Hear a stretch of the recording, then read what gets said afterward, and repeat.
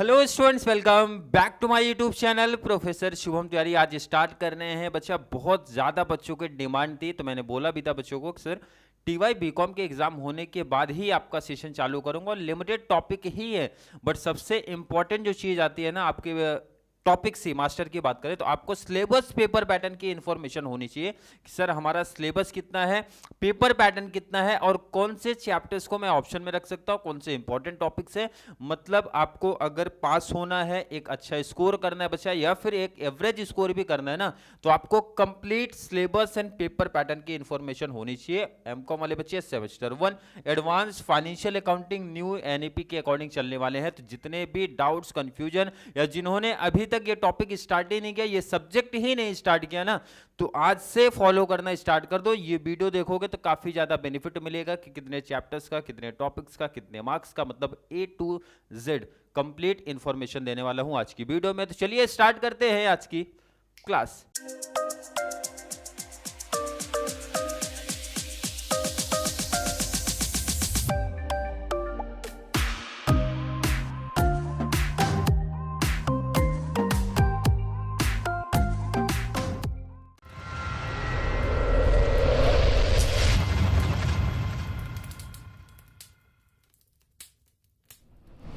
सबसे पहले ध्यान रखना कि हर एक बच्चे को आइडिया होना चाहिए सर हमारा सिलेबस कितना है, मतलब कितने नंबर ऑफ चैप्टर्स हैं, कितने नंबर ऑफ यूनिट हैं, ऐसा आप बोल सकते हो। टोटल बचा चैप्टर, आपको ध्यान रखना, यूनिट को इग्नोर कर दो। मेरा सजेशन है सीधा आप ये ध्यान रखो सर कितने टॉपिक्स हैं।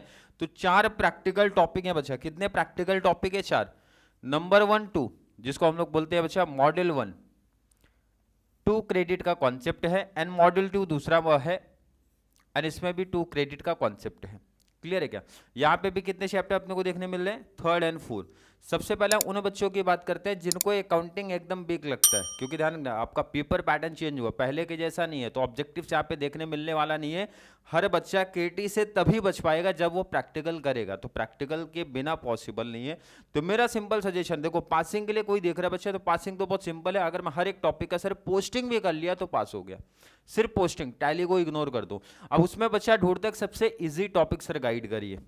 तो यहाँ पे ये टॉपिक दिख रहा है, सबसे इजी टॉपिक जो ढूंढेगा, या फिर मेरा सजेशन है हर एक बच्चा सबसे इजी टॉपिक जो प्रैक्टिस करने वाला है वो करेगा फॉरेन करेंसी कन्वर्जन। कौन सा बच्चा? सबसे, चारों में से सबसे simple topic foreign currency conversion AS। ये टॉपिक पिक करने का बच्चा, ये टॉपिक पिक करना। कितने मार्क्स का? क्योंकि ये ऐसा टॉपिक है ना, हर एक बच्चे को कितने मार्क्स?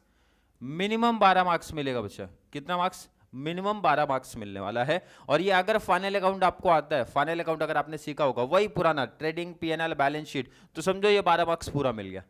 अगर ट्रेडिंग P&L बैलेंस शीट पुराना फाइनल अकाउंट आता है, समझो हर एक बच्चे को 12 मार्क्स मिल गया, क्योंकि कुछ लिमिटेड कंडीशन है बच्चा, वो सीख लिया तो 12 मार्क्स मिला। Minimum 12, maximum 18 marks. बोले तो 6 मार्क्स का ना एक और छोटा सम आता है। ये ध्यान रखना, मैंने बोला मिनिमम 12, ऐसा कंपलसरी नहीं हमेशा 18 का ही आएगा, बट ध्यान रखना सिंपल मैंने बोला 12 तो कंपलसरी है, नो डाउट हमेशा रहेगा। 6 का एक्स्ट्रा क्वेश्चन आता है, 25 में बना था क्वेश्चन, तो वहां पे आपको देखने मिलेगा। क्लियर है क्या? आई थिंक क्लियर है। सबसे इजी टॉपिक हर एक बच्चे को समझा सर, सेकंड चैप्टर हमें पढ़ना है। उसके बाद सर इजी इंपॉर्टेंट कौन सा टॉपिक है, तो आने का ये इंश्योरेंस वाले में आ जाओ। अकाउंटिंग वाला, वो भी कौन सी कंपनी का अकाउंटिंग बच्चा, आपको ये शॉर्ट में नाम ध्यान रखना है, इंश्योरेंस कंपनी का, ये ध्यान में रखना है, क्योंकि इसके ऑप्शन में यही चैप्टर आएगा। ये सबसे बड़ा एडवांटेज भी है और डिसएडवांटेज भी है कि ये टॉपिक आपको करना ही पड़ेगा, कंपल्सरी है, क्योंकि इनके ऑप्शन में ये खुद रुकते हैं, इसलिए इंश्योरेंस कंपनी आपको करना कंपलसरी है। कितने मार्क्स का टॉपिक है बच्चा? 12 मार्क्स का टॉपिक है।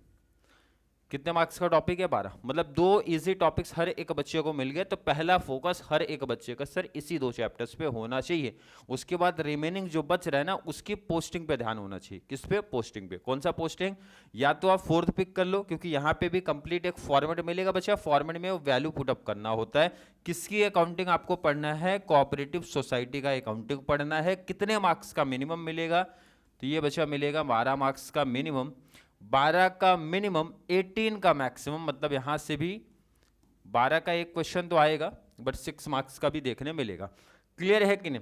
लास्ट हमारा कंपलसरी एंड इंपॉर्टेंट है फाइनल अकाउंट ऑफ बैंकिंग का। बैंकिंग कंपनी है। बहुत सारे बच्चों को टफ लगता है, बट मेरा सजेशन है लास्ट में करो, फॉर्मेट में वैल्यू पुट अप करना सीखो।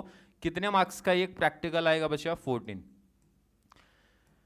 मतलब बाकी टॉपिक्स तो 12-12 के प्रैक्टिकल लेके चल रहे हैं, ये जो पहला टॉपिक है बैंकिंग है, ये 14 मार्क्स का प्रैक्टिकल लेके चल रहा है। एक आइडिया चल गया सर, 4 टॉपिक है, 4 में से इजी कौन सा है? यूनिट 2 बोले तो sorry chapter 2 foreign currency conversion सबसे इजी टॉपिक है।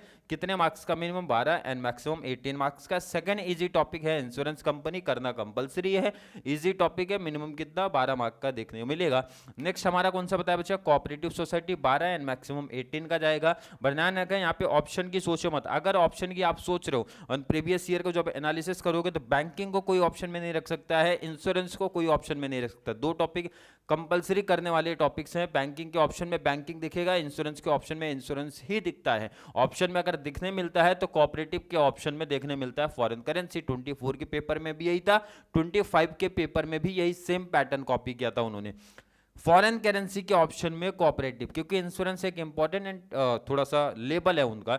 बैंकिंग का भी सेम वही पैटर्न है, तो मतलब ये 2 टॉपिक तो करने ही करने पड़ेंगे। क्लियर है क्या? आइडिया चल गया? पेपर पैटर्न पे आते हैं। टोटल 100 मार्क्स का पेपर है। 100 में से ध्यान रखना 50 का तो इंटरनल हो जाता है, तो इंटरनल का काम आपका कॉलेज करेगा। जैसे आपके हर एक कॉलेज में क्लास टेस्ट हो गया रहेगा, कितने मार्क्स का बचा? 20 मार्क्स का। ये तो हर एक कॉलेज में हो गया रहेगा, ये तो दिवाली के पहले ही कवर करा दिए होंगे। कितने मार्क्स का? 20 मार्क्स किस पे रहेगा? आपको कुछ तो प्रोजेक्ट मिलेगा, वाइवा रहेगा, असाइनमेंट रहेगा, केस स्टडी, मतलब 3 से 4 पार्ट में 5-5 मार्क्स का ऐसा डिवाइड किए रहेंगे। वो कॉलेज डिसाइड करता है। ध्यान रखना कंपलसरी ने क्या लिखा है तो इसी पैटर्न को फॉलो करेंगे। वो कॉलेज डिसाइड करता है बच्चा कि किस पे मिलने वाला है। कितने मार्क्स? ये 20। क्लियर है क्या? तो ये सबसे बेस्ट होता है टीचर से, जैसा आपकी बॉन्डिंग रहेगी उसके अकॉर्डिंग ये टीचर आपको मार्क्स देने वाले हैं। क्लियर है? नेक्स्ट हमारा अटेंडेंस के ऊपर एंड पार्टिसिपेशन के ऊपर रहेगा। कितने मार्क्स? 10 मार्क्स। तो अटेंडेंस सुना रहेगा, 75% कंपलसरी होता है। नहीं अगर आप जॉब पर्सन हो तो देखा रहेगा बहुत सारे कॉलेज में लेटर वगैरह लेके मिलता है, तो ये भी उनके हाथ में रहेगा। किसके? सर कॉलेज के जो भी स्टाफ रहेंगे, टीचर्स रहेंगे, प्रोफेसर रहेंगे ना, उनके ऊपर ये टोटल 30 मार्क्स रहेगा को आपको कितना मार्क्स यहाँ पे देना चाहते हैं। तो मैंने बताया सिंपल है, जितना अच्छी बॉन्डिंग उतना मार्क्स अच्छा मिलेगा। क्लियर है क्या? ये तो 50 का हो गया कॉन्सेप्ट। ये 50 तो टीचर के हाथ में नहीं रहेगा बच्चा, ये 50 तो अब आपके हाथ में रहेगा। ये 50 मार्क्स आपके हाथ में रहेगा कि 50 कैसे लाओगे। क्लियर है? अब ये जरा 50 का पैटर्न देखो यहाँ पे। क्वेश्चन नंबर 1 जो रहेगा, सॉल्व 1 आउट ऑफ 2, मतलब ऑप्शन देखने मिलेगा। कहां से? यूनिट 1। ये ऐसा इन्होंने लिखा है, लेकिन 24-25 का जो क्वेश्चन पेपर है सेटअप हुआ ना, वो देखोगे तो ये प्रॉपर फॉलो नहीं कर रहे हैं। मैं यहाँ पे लिख भी देता हूँ किसके ऑप्शन में क्या बना था 24-25 में। पहले में तो बैंकिंग के ऑप्शन में तो बैंकिंग ही बना है दोनों पे ईयर में। बैंकिंग के ऑप्शन में तो बैंकिंग, इसका मतलब हर एक बच्चे को आइडिया हो गया कि सर बैंकिंग तो करना ही पड़ेगा, क्योंकि दोनों ईयर में बैंकिंग के ऑप्शन में बैंकिंग को उन्होंने सेटअप किया है क्वेश्चन नंबर 1 में। सेकंड क्वेश्चन में यहां पे देखो, सेकंड क्वेश्चन में सॉल्व 1 आउट ऑफ 2 यूनिट 2 से। अब यूनिट 2 में वहां फॉरेन करेंसी था, बट 24-25 दोनों पेपर में यहां पे उन्होंने सेटअप किया है इंश्योरेंस के ऑप्शन में इंश्योरेंस। इसलिए मैंने बोला ये पैटर्न फॉलो नहीं हो रहा है। इंश्योरेंस के ऑप्शन में क्या देखने मिला बच्चा? इंश्योरेंस। इसलिए मैंने बोला ये 2 टॉपिक कंपलसरी, ऑप्शनल यहां पे रखने की सोचना मत आप। थर्ड में यहां पे ऑप्शन देखने मिला है फॉरेन, जो अपना था फॉरेन के ऑप्शन में कोऑपरेटिव। कौन सा आया बच्चा? फॉरेन के ऑप्शन में कोऑपरेटिव। ये आया 24 में, ये आया 24 में। 25 में चेंज किया, फॉरेन के ऑप्शन में फॉरेन को रख दिया है। इसलिए मैंने बोला फॉरेन टाइम के अकॉर्डिंग चलना, फॉरेन पहले प्रैक्टिस कर लेना, कोऑपरेटिव बाद में, बट करना पड़ेगा। क्यों करना पड़ेगा वो भी बता रहा हूं। लास्ट में आपको देखो जरा, यहां पे बोला है सॉल्व करो या फिर आप शॉर्ट नोट्स लिखो। तो बहुत सारे बच्चे यहाँ पे सॉल्व करने हैं, जिनका प्रैक्टिकल बेस्ट है वो सॉल्व करने पे जाएंगे, जिनका प्रैक्टिकल बेस्ट नहीं तो शॉर्ट नोट्स पे जाएंगे। 1 आउट ऑफ 2। क्लियर है क्या? मतलब या तो आप सॉल्व करो या फिर शॉर्ट नोट्स लिखो। और यहाँ पे शॉर्ट नोट्स का क्या रहेगा? Any 3 out of 5। कितना लिखना रहेगा? 3।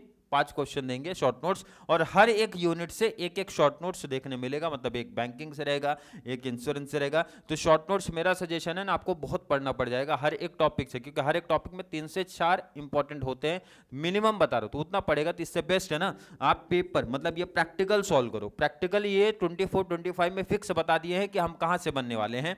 यहाँ पे फॉरेन से ध्यान रखना, फॉरेन से बना है 6 मार्क्स का, और 6 जो है ना बच्चा कोऑपरेटिव से बना है। कहाँ से बना है? 6 कोऑपरेटिव से बना है, मतलब 6 फॉरेन करेंसी 6 कोऑपरेटिव से बन गया है।